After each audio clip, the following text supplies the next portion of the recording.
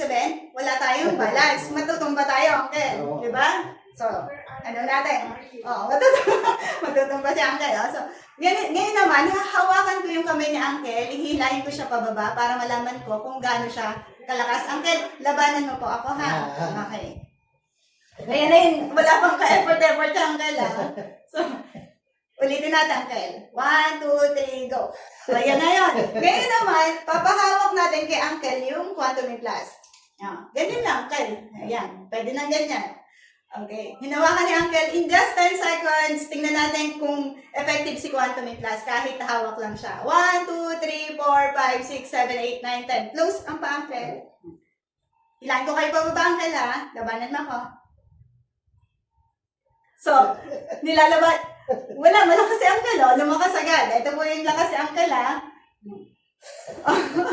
So, lumakas. Nakita niyo yung changes, Uncle, no? Ngayon naman, yung gagawin ko kay Uncle ay, bibilugan ko yung paa ni Uncle.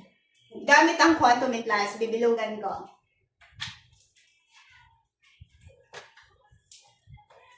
Tapos, ilalagay ko yung Quantum Plus sa ilalim, sa may bandang paa ni Uncle. Malapit sa kanya. Okay, Kel, tingnan natin kung anong changes ulit kung lumakas kayo, ha? 1, 2, 3, go!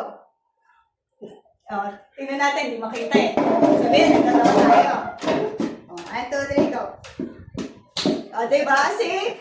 So, ngayon naman, gagawin ko naman kay Uncle ay papainumin ko na siya ng Quantum Plus.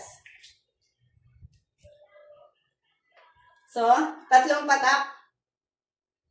1, 2, 3. Ken, inumin mo yung Quantum Plus. Kasi nang kaya.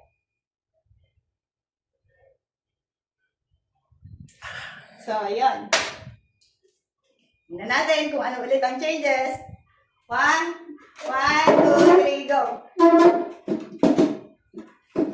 Wow! Di ba? Ang galing ng Quantum Plus. Ang galing na. Na-energize ka. Di ba?